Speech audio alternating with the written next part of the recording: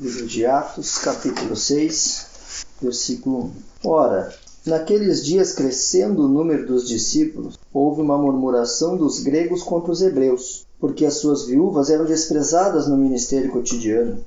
E os 12, convocando a multidão dos discípulos, disseram: Não é razoável que nós deixemos a palavra de Deus e sirvamos às mesas?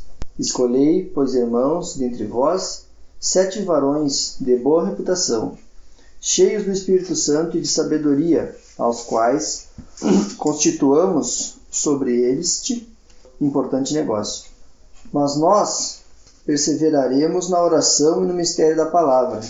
E este parecer contentou a toda a multidão, e elegeram Estevão, homem cheio de fé e do Espírito Santo, e Filipe, e Prócoro, e Nicanor, e Timão, e Pármenas, e Nicolau, prosélito de Antioquia.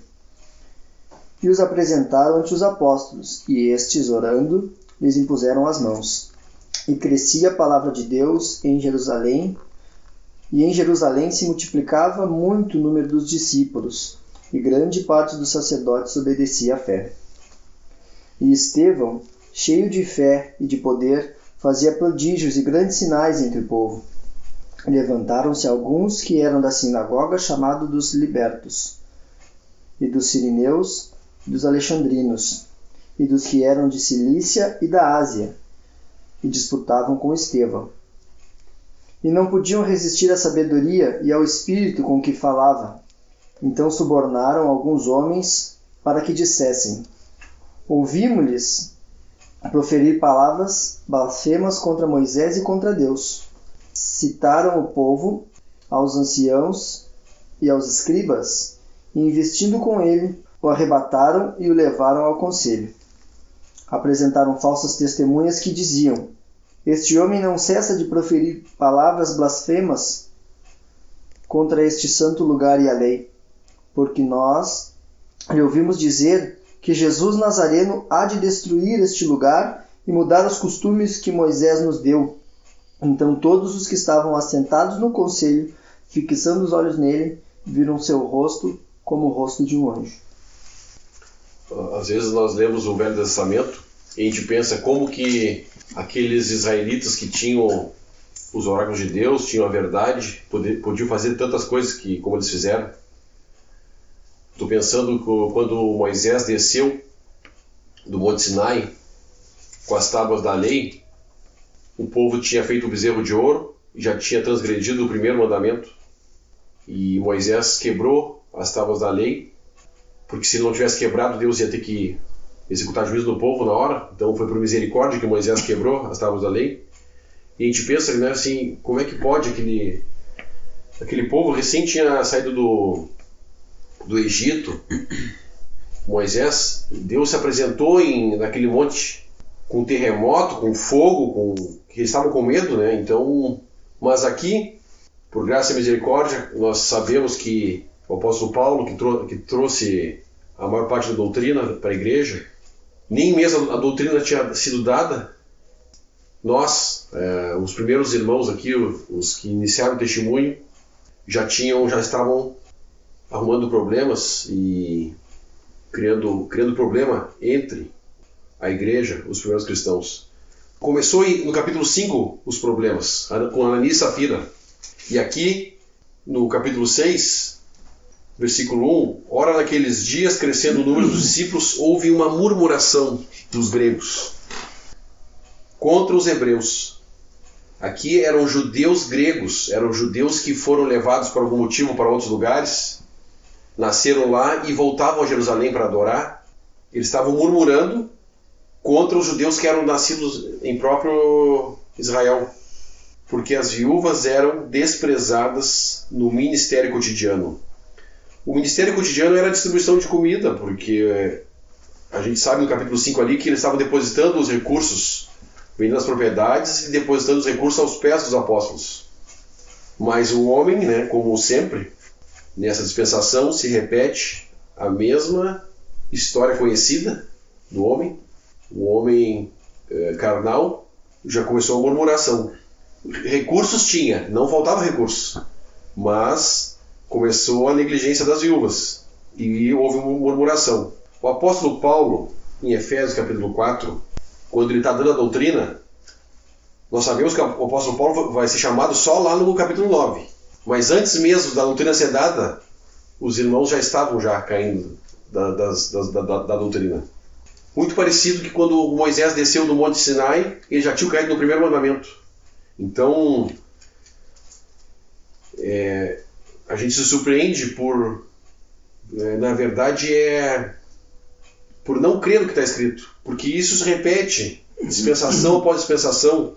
A incredulidade do homem, ela se repete, mesmo naqueles que são chamados por Deus, naqueles que andam com Deus, ela se repete. Efésios capítulo 4.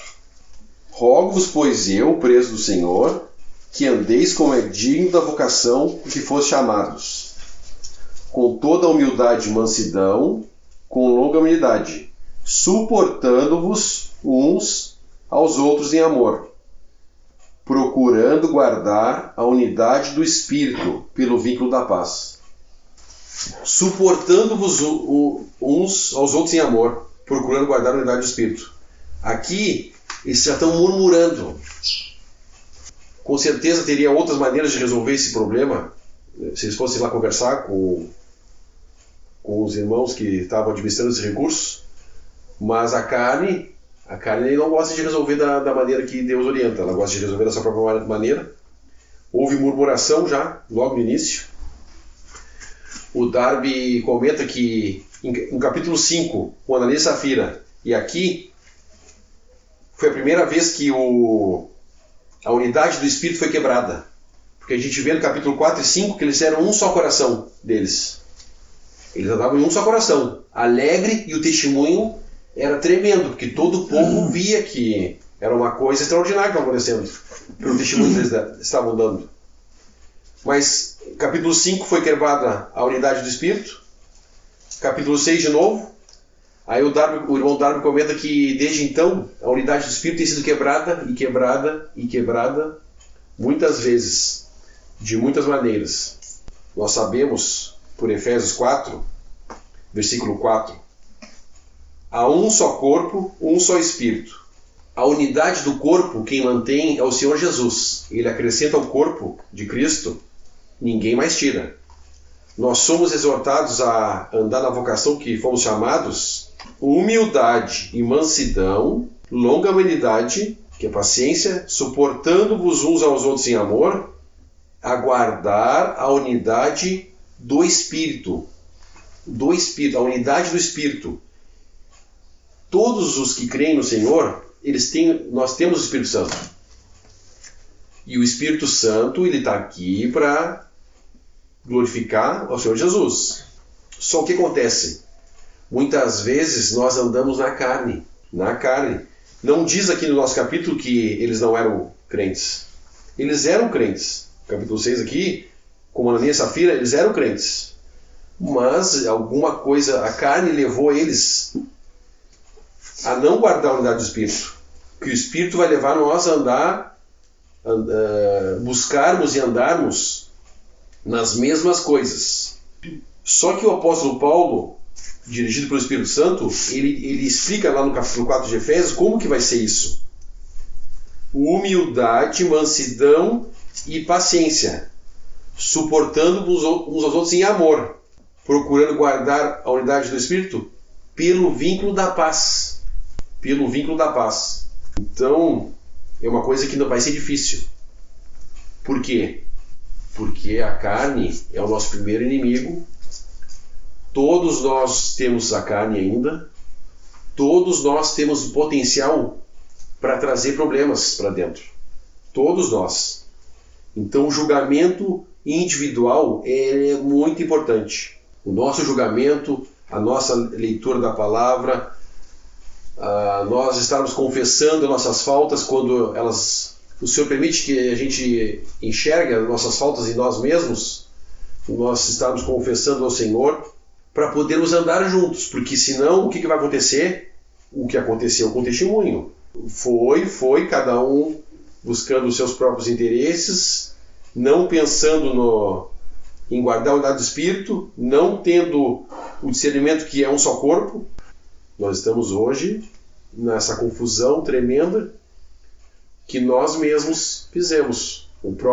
Os primeiros irmãos que foram desviando da verdade, não foram guardando a unidade do Espírito, e estamos hoje no tempo que vivemos, Laodiceia. Confusão total, Babilônia religiosa.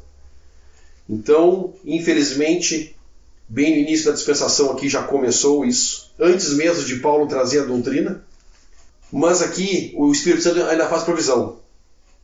E os 12, convocando a multidão dos discípulos, disseram: não é razoável que nós deixemos a palavra de Deus e sirvamos às mesas. Escolhei, pois, irmãos dentre vós, 7 varões de boa reputação, cheios do Espírito Santo e de sabedoria, aos quais constituamos sobre este negócio, esse importante negócio. Olha, importante negócio. Eles estão afirmando que as questões materiais, as questões que são necessárias, as nossas necessidades temporais, elas são muito importantes. E o Espírito Santo com certeza direcionou eles aqui a escolher esses irmãos, que vão ser a instituição dos diáconos. Foi a única vez e a primeira vez que os irmãos escolheram. Versículo 3. Escolhei, pois, irmãos, dentre vós. Foi a única vez que a própria igreja escolheu os seus diáconos. As outras ocasiões, alguém comissionado por Paulo que vai escolher. Outra coisa interessante. Eles iam fazer esse trabalho na sua assembleia local, aonde eles reuniam. No caso aqui, aonde eles estavam reunindo ali. E era um trabalho que eles iam fazer. E outro detalhe interessante a observar, eles já tinham o Espírito Santo antes de ser escolhidos. Versículo 3. Escolhei, pois, irmãos, dentre vós, 7 varões de boa reputação, cheios do Espírito Santo e de sabedoria. Então eles já tinham isso aqui. Eles já tinham o Espírito Santo e já tinham sabedoria. E o requisito qual era? Boa reputação. O apóstolo Paulo traz depois a doutrina dos diáconos, é 1 Timóteo. O Espírito Santo, porque é o Espírito Santo que vai conduzir as coisas. Então o Espírito Santo não vai se contradizer nunca. Antes de Paulo instituir a doutrina, o Espírito Santo já está direcionando como é que tem que ser as coisas. 1 Timóteo capítulo 3, versículo 8. Paulo vai estabelecer a doutrina dos diáconos aqui. Mas foi depois, essa ocasião aqui, Paulo ainda perseguia a igreja. Deus é perfeito, né, na sua palavra. 1 Timóteo capítulo 3, versículo 8. Da mesma sorte os diáconos sejam honestos, não de língua dobre, não dados a muito vinho, não cobiçosos, de torpe ganância, guardando o mistério da fé em uma pura consciência, e também estes sejam primeiro provados e depois sirvam, se forem irrepreensíveis. Da mesma sorte, as mulheres sejam honestas, não maldizentes, sóbrias e fiéis em tudo. Os diáconos sejam maridos de uma mulher e governem bem seus filhos e as suas próprias casas.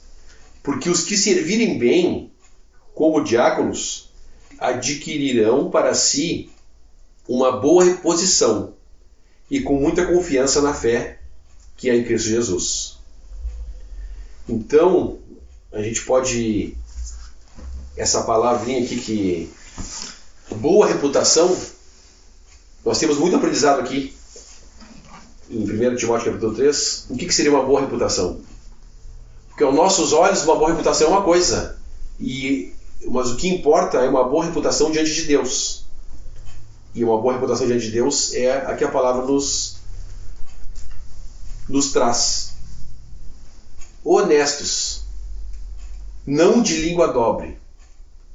Fala uma coisa uma hora e depois volta atrás. Não dados a muito vinho. Não cobiçosos. Hoje, no sistema aí religioso que existe, 90% cai nessa aqui. Não cobiçosos. De torpe ganância. O interessante, eu queria comentar mais um pouquinho aqui de Timóteo. O versículo 13.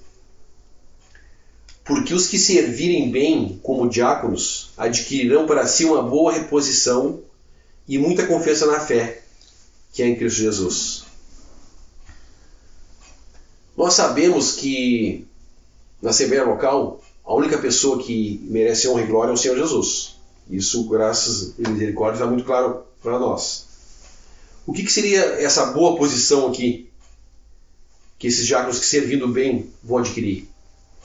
É em relação aos outros irmãos. Eles vão poder ser um testemunho, eles vão poder dar exemplo para os outros irmãos. Não que eles vão ser exaltados. Não é o que o sistema religioso hoje faz. Nomeia alguém, homens ordenando homens, e aí os outros vão olhar, aquele é mais. Não é isso. A boa posição aqui em relação a poder ser um privilégio de que alguém que está atuando na sua Assembleia Local, cuidando do ministério cotidiano, das coisas que são necessárias, ele pode ser um exemplo para os outros irmãos. Então é um privilégio que esses que fazem esse trabalho têm de adquirir essa boa posição. Mas não é diante dos irmãos que ele vai adquirir a boa posição. Diante de Deus, ele vai dar um bom testemunho, ele está trazendo honra e glória ao nome do Senhor. Então, não é diante dos irmãos que ele vai adquirir essa boa posição. Para si, uma boa posição.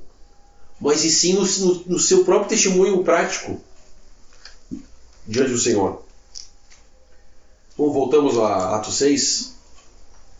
O versículo 2 ele fala, a segunda parte.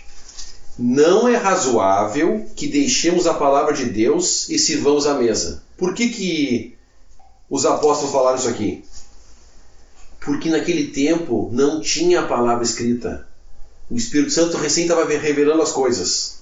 E o Espírito Santo estabeleceu os fundamentos através deles mesmos, dos apóstolos e dos profetas do Novo Testamento.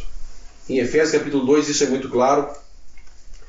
Então, se já não tinha escritura, eles tinham muito trabalho, os apóstolos. Porque Deus estava falando através da boca deles. O Espírito Santo estava ensinando as coisas através da boca deles. Aí eles iam ter que parar de fazer esse trabalho para cuidar das coisas materiais. Então, nós sabemos que as prioridades são as coisas espirituais, são as prioridades. Mas não devemos negligenciar as necessárias. Por isso que eles foram instituídos os diáconos. Outro detalhe que dá para nós observar, um diácono ele é diácono somente na assembleia local dele. Se ele vai para outra assembleia visitar irmãos, ele não é diácono. É um ofício, é um trabalho que ele tem da administração dos recursos na sua assembleia local. Versículo 4. Mas nós perseveraremos na oração e no ministério da palavra. Interessante que o Espírito Santo faz questão de botar a oração na frente do ministério da palavra. A oração é mais importante do que o ministério da palavra. Porque não adianta nós falarmos a palavra sem comunhão com Deus. No nosso próprio braço, que nem nós temos tido esse exercício.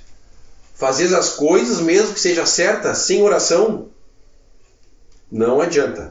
Nós vamos estar fazendo no nosso próprio braço. Interessante esse pensamento que as irmãs, elas não falam na reunião, mas elas podem orar. Então, a parte mais importante, as irmãs podem se ocupar, né, nesse trabalho, ou serviço, oração. Quão necessário é a dependência nossa, as orações individuais, as orações das irmãs. Então, oração vem antes. Isso aqui é um ensino para nós. Antes do ministério da palavra. Versículo 5. E este parecer contentou a toda a multidão. E elegeram Estevão, homem cheio de fé e Espírito Santo. Olha, já tinha Espírito Santo. Porque depois ali, mais adiante, os apóstolos vão impor as mãos sobre eles. Não foi ali que eles receberam o Espírito Santo. Eles já tinham o Espírito Santo antes. Quando que eles receberam o Espírito Santo? quando eles ouviram o evangelho e creram naturalmente. Assim, muito natural. E este parecer conectou toda a multidão e elegeram Estevão, homem cheio de fé e do Espírito Santo, Filipe, Prócoro, Nicanor, Timão, Pármeras e Nicolau, prosélito de Antioquia. O Darby comenta que todos eles eram judeus de fora, não eram judeus que viviam lá. Mas aqui fala que Nicolau, prosélito de Antioquia, um prosélito era um judeu, era alguém que se converteu fora. Ele não era judeu. Ele se converteu e ele se submetia aos ritos judaicos. Por que escolheram o prosélito?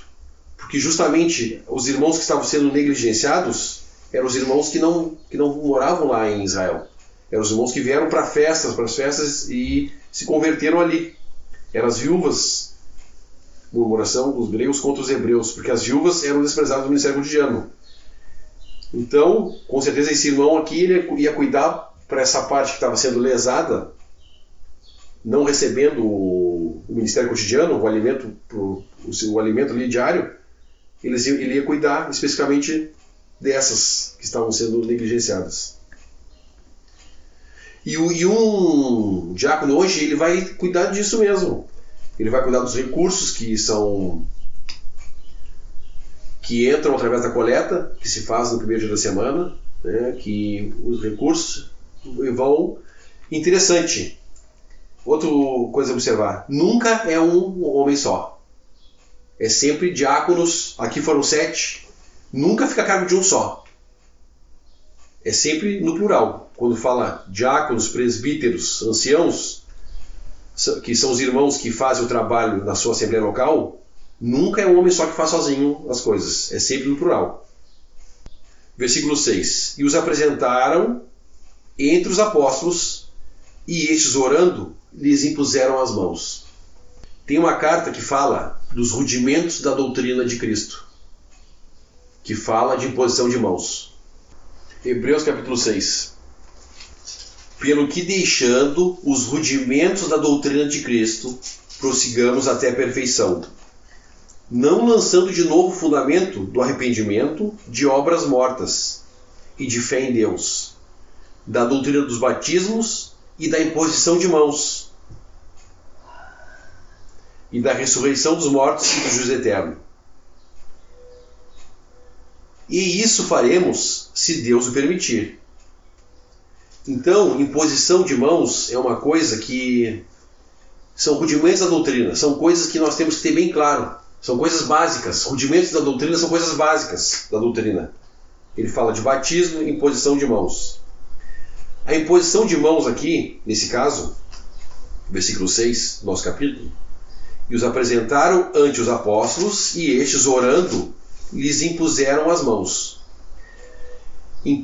A imposição de mãos aqui não é que vai transferir poder para eles, não é que eles vão ser mais abençoados agora, porque os apóstolos impuseram as mãos e oraram com a imposição de mãos em cima deles. Não é isso. Isso eles estão fazendo, eles estão dizendo que estão no mesmo pensamento, mantendo a unidade do espírito, eles estão tendo comunhão agora com esse trabalho que esses vão fazer, esse trabalho administrativo dos recursos. Em oração, eles estão em comunhão, dando um testemunho de um só corpo aqui. Então, quando nós somos visitados por irmãos, vou dar um exemplo, que nós sabemos que são irmãos piedosos, que fazem o trabalho para o Senhor, e nós queremos ajudar eles com algum recurso financeiro, nós estamos tendo comunhão com aquela obra que eles estão fazendo. Nós estamos entrando em comunhão, e os irmãos vão receber isso também, como nós estamos recebendo, como é o Senhor que está dando direção para eles, dando testemunho. Então a imposição de mãos aqui não era transferência de poder, nada. Era, os irmãos estavam entendendo que o irmão tal está fazendo esse trabalho, vamos reconhecer eles, então vamos deixar eles trabalhar, vamos deixar eles fazer o trabalho. Isso que é a imposição de mãos. Mas são rudimentos de doutrina, são coisas que nós temos que ficar bem claro para não ter que estar voltando nisso. Lá ele falou no versículo 3, se Deus permitir, nós falamos isso. Porque tem tem tantas riquezas para nós nos ocupar, coisas que são de cima, as riquezas de Cristo, e muitas vezes nós, infelizmente, temos que ficar ainda voltando e voltando nos rudimentos de doutrina. Interessante que na palavra, sempre quando se repete alguma coisa, o Espírito Santo quer chamar a atenção para isso. Versículo 1. Ora, naqueles dias crescendo o número dos discípulos. Agora no versículo 7 de novo. Crescia a palavra de Deus e em Jerusalém se multiplicava muito o número dos discípulos. E grande parte dos sacerdotes obedecia à fé. Então, os problemas eles vão aumentando. Quanto mais irmãos, é mais trabalho, mais necessitamos de orações e mais trabalho vai dar. Porque, infelizmente, nós sabemos, o apóstolo Paulo trouxe a doutrina de um só corpo, que cada um tem um lugar no corpo. O corpo de Cristo, a igreja, cada um que é salvo, que é acrescentado nesse corpo, ele vai ter um trabalho no corpo. E conforme vai sendo acrescentado pessoas ao corpo, e essas pessoas não vão entendendo como é que o Senhor está agindo hoje, através do corpo de Cristo, vai sobrecarregando aqueles que estão trabalhando, já ocuparam o seu lugar. E aumenta em trabalho, e muitas vezes alguns vão ser negligenciados, como estava ocorrendo aqui. O aumento muito rápido, ele acarreta isso. Porque os irmãos que chegam, eles precisam de leite. Então vai ter que começar a dar leite para eles de novo, só que sobrecarrega o corpo. Né? Vou pensar nos pés que estão caminhando. Quanto mais peso tiver o corpo, mais sobrecarrega os pés. Então o corpo teria que funcionar todo junto. Né? Os irmãos ir chegando e se deixar ser direcionados pelo Espírito Santo, julgando a carne, e automaticamente ocupando seu lugar no corpo, porque trabalho tem trabalho para todos, bastante trabalho no corpo de Cristo. E todos, Paulo, quando instituiu a doutrina do corpo, ele falou que todos os membros são necessários, todos, como já foi citado, as irmãs também. As irmãs não falam, mas as irmãs oram. É importante, mais importante do que o ministério da palavra, a oração. Então, e crescia. A palavra de Deus crescia, mas se multiplicava muito também o número de irmãos. E grande parte dos sacerdotes obedecia à fé. Aqui é outro problema. Os judeus vinham lá, os sacerdotes, eles eram peritos na lei. Eles vinham aquele conhecimento já enraizado já neles. Os seus vasos vinham cheios de quê? Judaísmo. Então a gente sabe que Gálatas, os irmãos da Galácia estavam querendo voltar para o judaísmo. E muitas vezes os irmãos que estão chegando também, eles vêm com doutrinas não judaicas. Algumas judaicas que hoje é ensinado ainda. Mas para os irmãos que estão chegando, muitas vezes é importante esperar, ouvir bastante, aprender a doutrina dos apóstolos. Em Atos capítulo 2, lá, 42... E perseveravam na doutrina dos apóstolos e na comunhão, e no partir do pão. Então tem duas coisas antes do partir do pão, para essas pessoas que estavam se convertendo. 3.000 almas se converteram ali na pregação de Pedro. Qual era a primeira coisa que eles tinham que perseverar? Doutrina, porque fazer as coisas para Deus sem entender também não adianta. Doutrina e comunhão com aqueles que já estavam caminhando com o Senhor. Então isso vem primeiro do que o partir do pão. É bem interessante. Não é à toa que o Espírito Santo coloca a doutrina primeiro. E comunhão. Vou ter que começar a andar junto com os irmãos para nós poder ir aprendendo junto, achar o seu lugar no corpo, descontaminar, dar uma doutrina.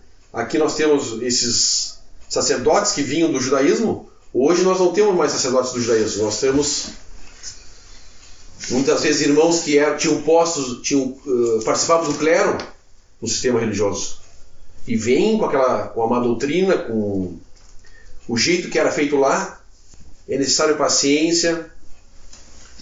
Que nem Paulo exorta lá em Efésios 4, não é à toa que ele exorta lá. Paciência, vínculo da paz, suportando em amor, para nós não... O nome do Senhor já é tão desonrado hoje, para nós evitar mais desonra ao nome do Senhor. Por graça e misericórdia, nós poder estar andando, sempre buscando a aprender mais a doutrina, através da comunhão dos irmãos, para poder trazer honra para o Senhor, né? Que nós sabemos que Ele é merecedor de toda a honra e toda a glória. Como nós lemos hoje, fazei, Senhor, de mim até que eu venha. Então nós estamos dando um testemunho aqui para o Senhor. Em fraqueza, em debilidade, mas nós somos deixados para dar um testemunho. Mas a multiplicação, o crescimento muito rápido atrapalha. E muitas vezes, pela nossa ansiedade de querer mostrar a verdade para os outros irmãos, a gente pode atropelar algumas coisas e querer trazer irmãos para cá, com o nosso braço. Então isso é uma coisa que o Senhor tem nos exercitado, né? E tem que ser no tempo do Senhor, na vontade dEle, do jeito dEle. E também da maneira que Ele ensina. Doutrina, comunhão, depois o partimento do pão, depois orações. Né? Porque como é que nós vamos orar com inteligência sem saber a vontade de Deus? Nós temos primeiro que aprender a vontade de Deus. Muitas vezes nós oramos sem entendimento. Então é importante esse tempo que se tem, os irmãos estão chegando, tem que ser com paciência, em amor. Nós temos que nos suportar muitas vezes, porque muitas vezes a carne ela vai atuar, ela vai se manifestar. E a comunhão nos ajuda nisso. Os irmãos, nós somos responsáveis por todos os nossos irmãos. Nós somos um corpo, nós não somos independentes. Se nós percebemos que o irmão está se deixando levar pela carne, pela sua própria carne, nós temos que auxiliar o nosso irmão. O irmão está num caminho que vai levar ao tropeço. Então, se nós pensar que nós somos um corpo e que todos os membros são necessários, esse cuidado ele vai ser mais latente no nosso coração. Nós vamos nos condoer quando vê o nosso irmão desviando, deixando a carne agir. Não vai doer em nós também, porque são irmãos queridos, são irmãos que foram lavados pelo mesmo sangue que nós fomos, irmãos que foram deixados para ser testemunha aqui, como todos nós fomos deixados. Então, é importante nós entender como que o Espírito Santo opera, como que o Senhor opera em relação aos dons, em relação ao ministério. Porque aqui, os apóstolos instituíram eles como diáconos, mas o Espírito Santo tinha algo mais para eles. O versículo 8. Estevão, cheio de fé e de poder, fazia prodígios e grandes sinais entre o povo. Qual é a confusão que se faz hoje? Os apóstolos puseram a mão neles e eles seguiram fazendo isso. Negativo. Na assembleia local eles eram diáconos. No corpo de Cristo, a gente pode abrir 1 Coríntios capítulo 12. Tem aquele outro versículo que fala que Deus sempre nos dá muito mais do que a gente pede ou pensa. E Deus, ele é assim. E o Espírito Santo, ele é o administrador de Deus aqui. O Espírito Santo, a gente pode reconhecer o fulano, o beltrano como diácono, ou não reconhecer, ou o presbítero. Nós podemos reconhecer esses irmãos. Porque hoje não se tem mais a escolha e nem a instituição. Hoje nós reconhecemos os irmãos que fazem trabalho. Não se tem autoridade para se estabelecer esses irmãos. Nós apenas reconhecemos. Mas pode ser que nós sejamos negligentes em reconhecer esses irmãos que fazem o trabalho. Mas o Espírito Santo não é negligente em dar dons. Capítulo 12 de Coríntios, versículo 1. Vamos pular para o 4. Coríntios 12, versículo 4. Ora, há diversidade de dons, mas o Espírito Santo é o mesmo. Há diversidade de ministérios, mas o Senhor é o mesmo. Há diversidade de operações, mas é o mesmo Deus que opera tudo em todos. Mas a manifestação do Espírito é dada a cada um para o que for útil. Os apóstolos acharam bem instituir eles como diáconos. Amém. É necessário ser tratado o ministério cotidiano. O Espírito Santo deu dons para Estevão aqui.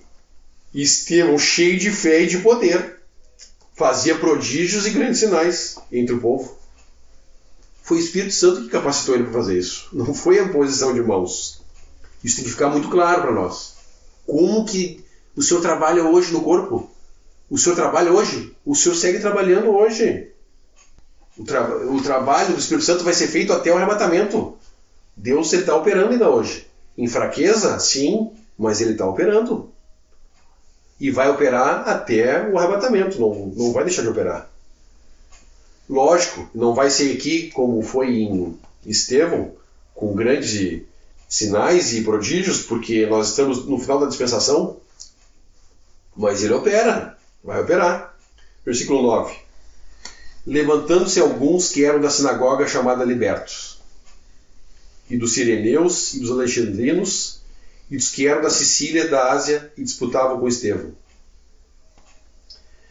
Essa sinagoga chamada Libertos, eles eram judeus que foram levados cativos por Roma, e lá foram soltos, foram libertados, e só que eles moravam lá em Roma, em alguma colônia romana. E eles voltavam para Jerusalém para adorar nas festas. Era necessário eles voltar. Só que aí a gente pensa que não existia divisão no judaísmo. Aqui nós estamos vivendo a transição. Está ocorrendo uma transição do judaísmo para a graça, a dispensação da igreja agora. E nós estamos vendo aqui o final de uma dispensação judaica. Tanto que quem não morava lá, eles construíram uma sinagoga para eles. Porque com certeza eles eram reprovados pelo judeu que morava em Jerusalém. Porque não era para estar morando lá fora. Onde é que Deus deu para... Qual foi a terra que Deus deu para o judeu morar? Se eles foram levados cativos ou por algum motivo lá, eles teriam que voltar para a terra deles.